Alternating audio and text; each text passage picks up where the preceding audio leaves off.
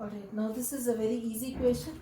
Write the name and structure of alcohol with 3 carbon atoms in its molecules.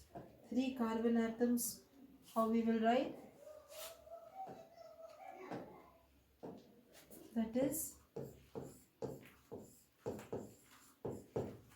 OH.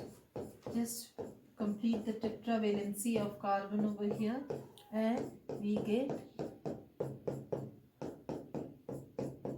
so we have C3H7OH. C3H7OH. Write the name and structure. The name for this will be what? Propanol. Since it is 3 carbon, so the name will be propanol. Alright. Okay. Now this was about the past year's questions for this chapter.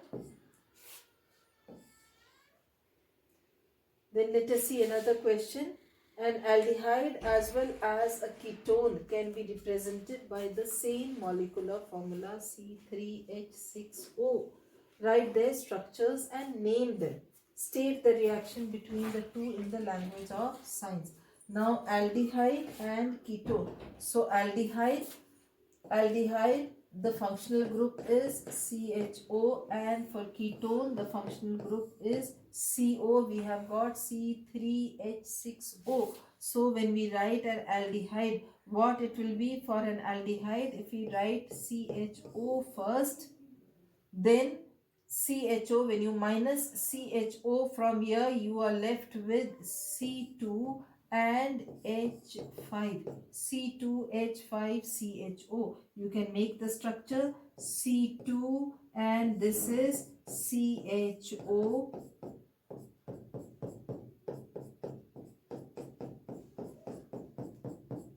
C2H5CHO. And for a ketone, what we will be writing? CH3CO CH3. So this is also C3H6O, and these compounds, they are isomers. What is the relationship? That they are isomers. They are isomers of each other. So write their structures and name them. State the relationship between the two in the language of science, that they are isomers. Alright. Then we have a carbon compound P on heating with excess concentrated H2SO4 forms another carbon compound which on addition of hydrogen in the presence of nickel catalyst forms a saturated carbon compound R. Alright, now this we have seen repeatedly so many times. That is a carbon compound P on heating with excess of concentrated H2SO4. This is forming another carbon compound Q, which is undergoing addition reaction. So that means this is forming a unsaturated compound. So this P is what? This is C2H5OH, and this on reaction with conc H2SO4, this gives C2H4. This is a unsaturated compound C2H4, and H2O is given out. H2O is given out. Then this C2H4, this is named as Q. Alright, this is P. This is named as Q in the presence of nickel catalyst, forms a saturated compound R. So this C2H4 in the presence of nickel or palladium catalyst, in the presence of nickel catalyst,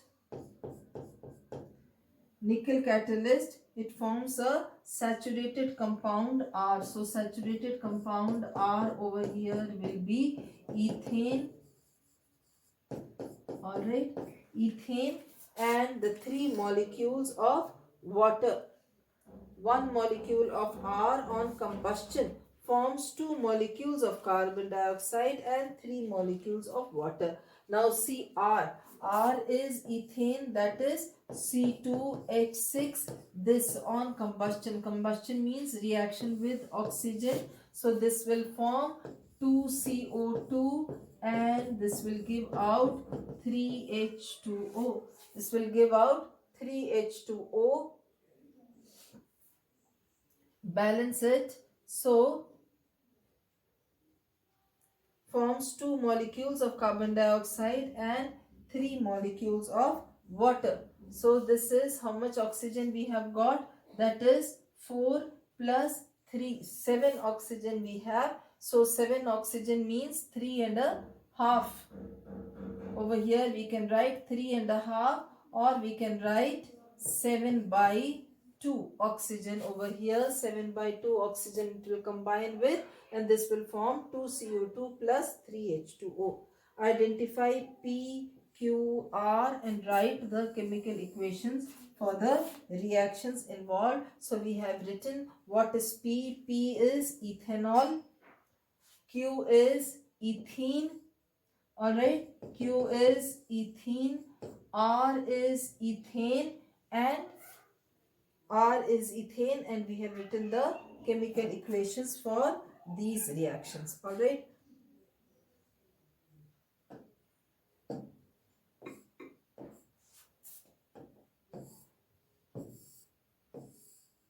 See, in the neighborhood of your school, hard water is required for an experiment. And how you will make this hard water, select from the groups of the salt available in your school. So hard water you will make from calcium chloride and magnesium chloride, because sodium salts will never make the water hard. Potassium salts will also not make. What will make is calcium and magnesium salts will make the water hard. So the right option is that calcium and magnesium salt, they are dissolved in distilled water. Alright, let us see.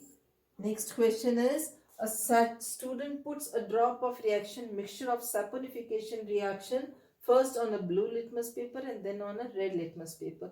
He may observe that there is no change in blue litmus paper. Definitely this is correct. It will because soap is formed, soap will turn red litmus paper blue. So blue litmus paper, there is no change. Now they are telling that red litmus paper turns white. So red litmus paper turns blue and not white. There is no change in the red litmus paper and blue litmus paper turns red. So this is not the correct option. So what there will be, there is no change in the blue litmus paper and red litmus paper turns blue.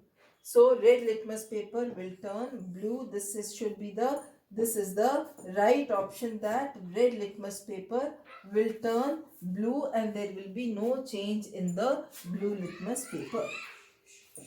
Alright, let's see the... Alright, that is all about in this chapter.